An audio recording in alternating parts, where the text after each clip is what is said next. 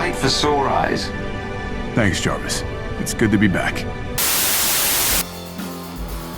Oh boy, I do love me some Marvel. I saw a fly crawling on the wall, and I said, wow, suppose a person had the power to stick to a wall like an insect. Got to Spider-Man. It sounded mysterious and dramatic. I bought my first Marvel comic when I was 10 years old. It was a Spider-Man comic.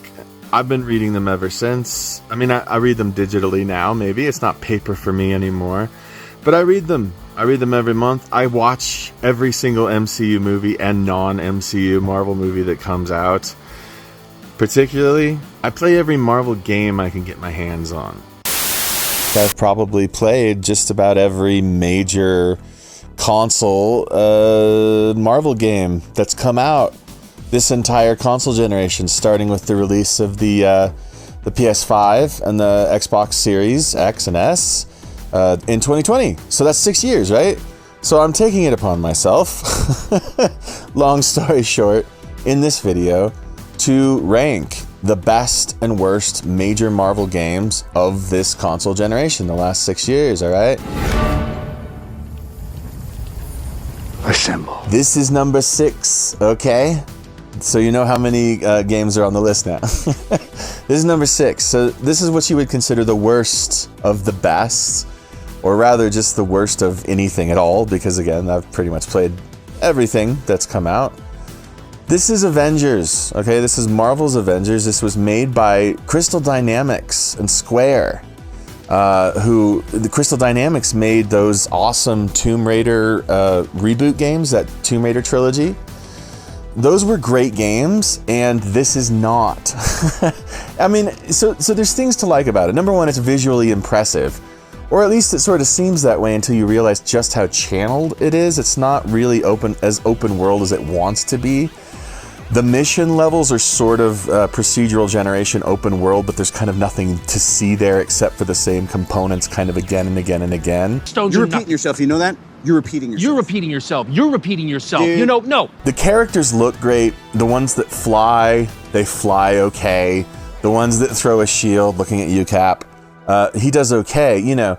But the main problem with this game is that it took what could have been a very focused, an opportunity to create a focused narrative, action, even an open world Avengers game, and they made it a service game. If you try to remove your collar, it will explode.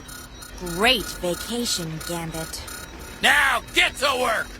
This was a live service thing, and by the way, the servers are gone now. You can't play this really anymore, which is sort of a shame because, you know, there is some things to like about it. I loved being Iron Man. I loved actually being the characters. The move sets were cool, but again, it's like the narrative was kind of bare bones enough that if the minute-to-minute play had been in any way too repetitious, bad, boring, just not a lot of enjoyment there, the whole thing would have fallen apart. That's sort of what happened. Add to it the fact that it's live service. I don't hate live service games by default, but I don't think they fit onto everything. And I think that Crystal Dynamics proved that they could make narrative stuff excellently with those Tomb Raider games, if nothing else. Those were great games. They made that just before this. I was expecting something of that quality.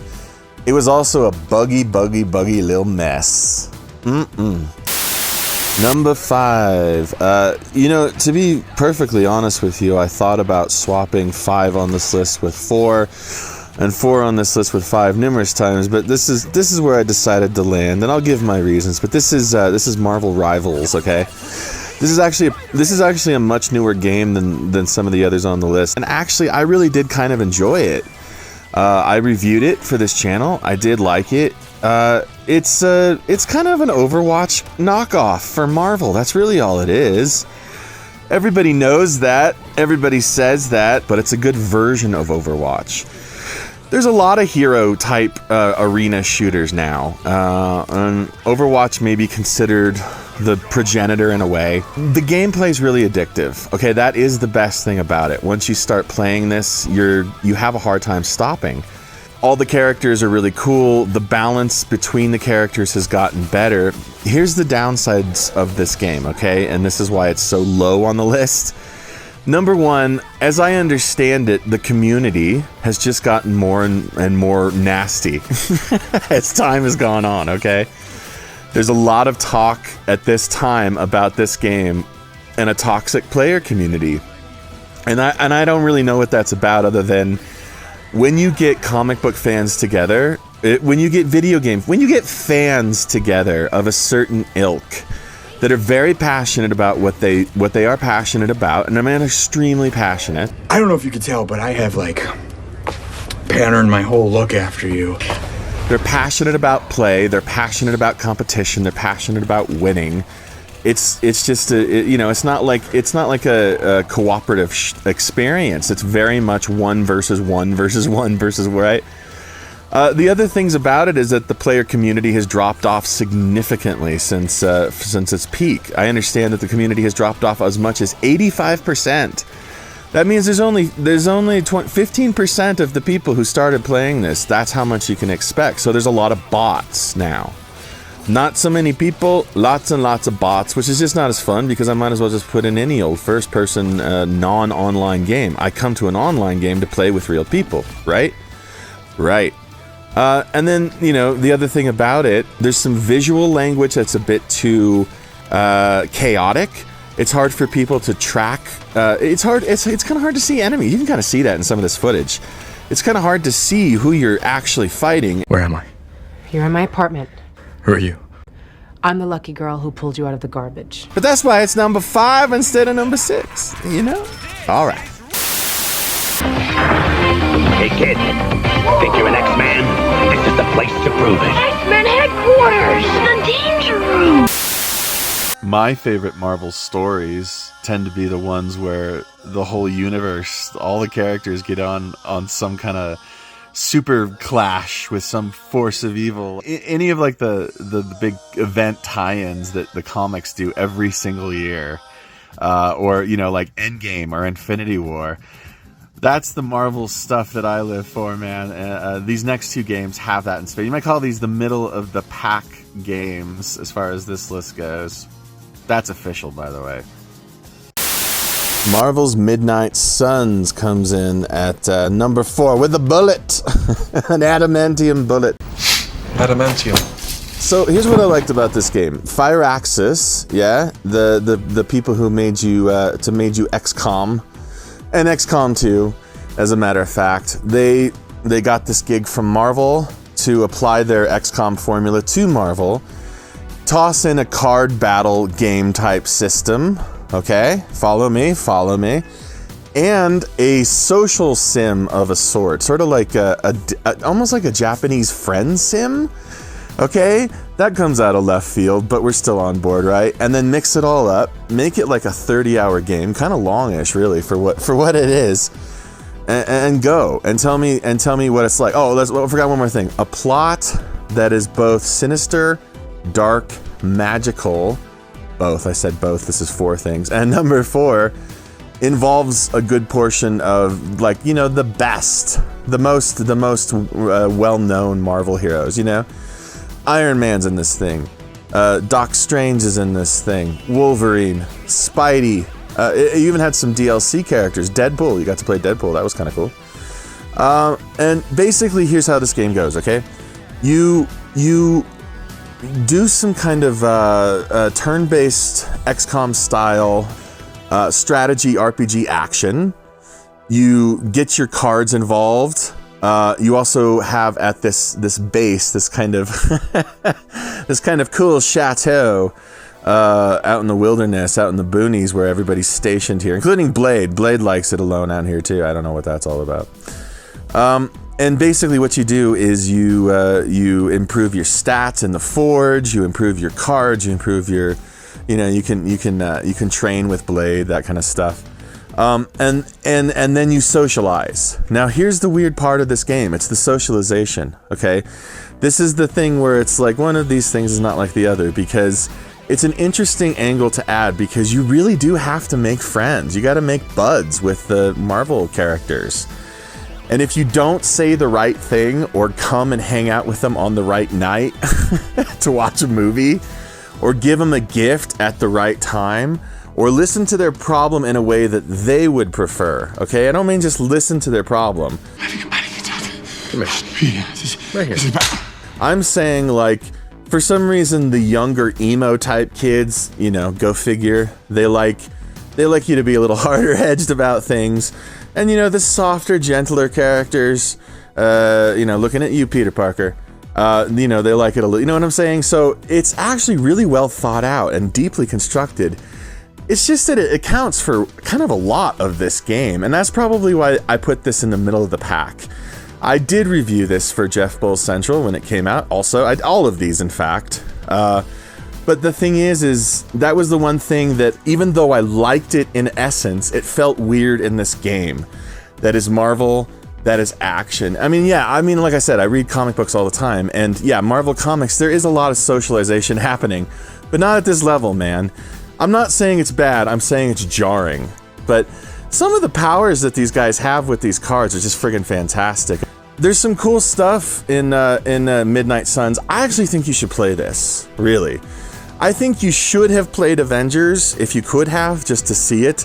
I think you should play Rivals if you like online, but I really do think, starting now, from now on this list, you should check out Midnight Suns. Just, you know what, why don't you tell me how you found the social thing? Because it's just it's a little jarring. It's like giving Blade a fish instead of a sword. What's the man gonna do with a fish instead of turning it into a day-walking fish? You know what I mean. Someone lied.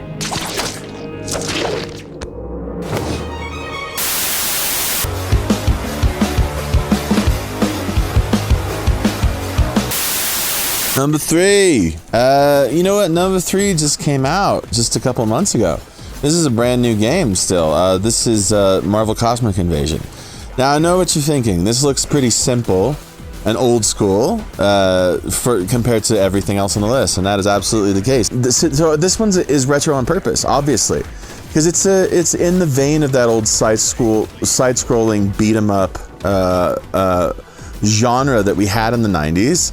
I was a kid in the 90s, you know, back when like Maximum Carnage came out, back when all those arcade cabinets, the X-Men arcade cabinet, the Avengers game, they were all like this, where you just kind of scroll from one side of a level to another and just beat into submission everything that walks your way. It was kind of fun back then. It was kind of my favorite genre, more or less, if I'm being honest. Back then it was. And so when I played this game a couple months ago, my wife and I played it, I was really, really surprised. I was really, really delighted, because this game is made by the same folks who made the TMNT Shredder's Revenge, which was another kind of harkening back to the old TMNT side-scrolling stuff. Same genre, right? Same stuff. The cool thing about this game is that it kind of takes the old 90s formula and really does at least try to update it, try to make it a little faster, more characters. The length is not great. You're going to be replaying the same game basically again and again.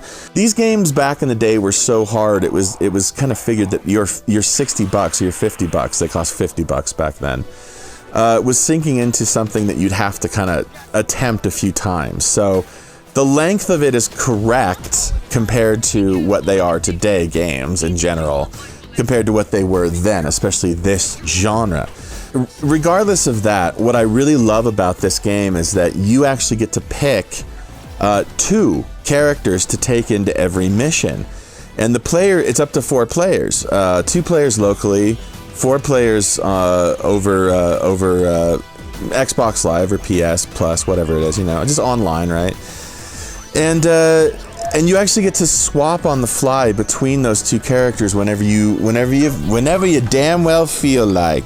And you actually can, if you have it on a gamepad, like, 'cause we played this on the Xbox Series X, this one, I was flopping and flipping back and forth between them, like, just all the time. In fact, I never stopped riding that, and it was like I had 2 characters kicking ass at all times. It was really cool. Again, it's a nostalgia trip. You got to be in the right age group, I guess. But it's also a well-made game. Don't get me wrong. It's a lot of fun. All right, last leg, everybody. Last two. You locked in? Ladies led to a fight, and a duel is due. Then the red and the white and the blue will come through and... It's Guardians of the Galaxy, an honest-to-God, full-blown action-adventure RPG romp through the galaxy, the Marvel Universe galaxy, with the Guardians of said galaxy. They got my dick, man! These guys are always talking to each other, constantly, throughout the game. And it's contextual, and it's funny, and engrossing. And it's everything you'd want a game based on the Guardians of the Galaxy to be. You know, if you're fond of the films, for instance, there's going to be a lot to like, including the fully licensed soundtrack that, rather than skewing towards like 70s pop, which is what the movies do, skews more towards like the 80s metal type stuff. But it's still great. Like, it's still very well licensed, very well used. You get everybody to huddle together, and if you get them on your side to winning the battle, you get a song out of it, basically. As you're going through it, and you're adding new abilities and new power-ups and everything, you got your elemental blasters, and you are constantly responsible for directing the flow of the battle. Directing where you want the other Guardians to go. You're always Star-Lord. You never get to switch to another Guardian. But as you can see here, you have full menus, full 4 options, 5 options really per character, including Star-Lord himself to do some power-up type stuff. That sense of control, that sense of teamwork, that sense of being a team leader, it's really strong, it's very well done. If it weren't for the charm of these characters, the skill of the voice actors and of the script writers, the relationships between them, the dialogue between them, it's all so fun and so funny and lighthearted and awesome, just like you want the Guardians to be. Because of that additional kick from that story, it really makes the whole thing worthwhile. That's why it's number 2 instead of... You know what I see? Losers. This is Spider-Man 2. You might ask, what was Spider-Man 1? You know how much I sacrificed? Well, if you're not in the know, Spider-Man 1 was a PS4 exclusive. They did a remaster on PS5, which was just glorious. And then they made a small secondary game about Miles Morales, and that's not just Peter Parker now. This is the sequel to that first PS4 game, and it does not disappoint. I was super excited for this all year long, maybe more than a year. It doesn't nail it on all fronts. There's still some peculiarities with this specific series, but for the most part, I was willing to overlook them. I can't help it. I can't help it. I'm blind to you, Spider-Man. I'm blind. Big feature of this game is also the fact that it's got Venom in it. This is a story about the symbiote suit, the black suit, which Peter Parker gets about a third of the way through the game, maybe a quarter of the way through the game. And it sets up all this drama and all this pandemonium. The story's great. If you're used to Spider-Man storytelling, this is a good one. This is one for the ages, especially since it incorporates Miles so beautifully. I love Miles Morales. He's a newer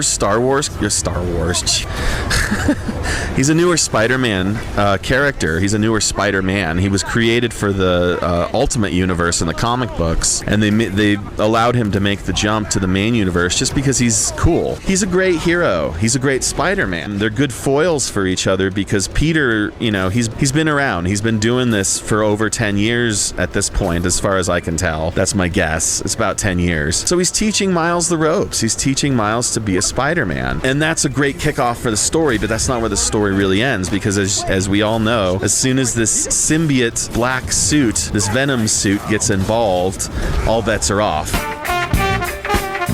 And things start turning a little bit darker for Peter Parker, and his friends start having to deal with that. The game looks amazing. I don't think I have to convince you of that. If you have eyes and you are watching this video right now, you can see. Even if you're just like sitting on a rooftop, perched, looking out over New York City, it's such a wonderful, full experience. And again, Insomniac Games, the developer, they realized they didn't really have to reinvent the wheel completely. The city, New York, is a little bit bigger bigger. It's got a couple of the boroughs. It's got Queens and Brooklyn now. And I think that Manhattan itself is a little bit bigger, if I'm not mistaken. If you have to fight crime on the side, which Spider-Man absolutely does to complete the experience, they should make it so that you're earning ways of like unlocking new suits, because the suits are where it's at, all these cool Spider-Man suits, or unlocking new technology for your web shooters, or giving yourself a health boost, or giving yourself a speed boost, or whatever it is. So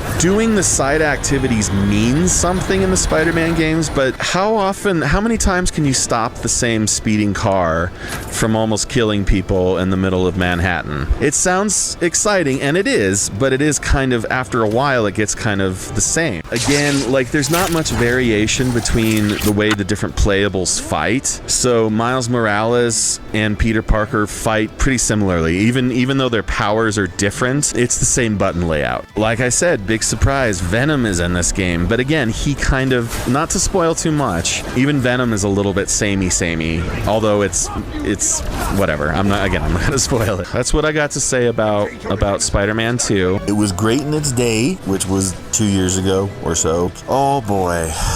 If only we could get a game like this every week. Can you imagine? Spider sense is tingling. If you know what I'm talking about.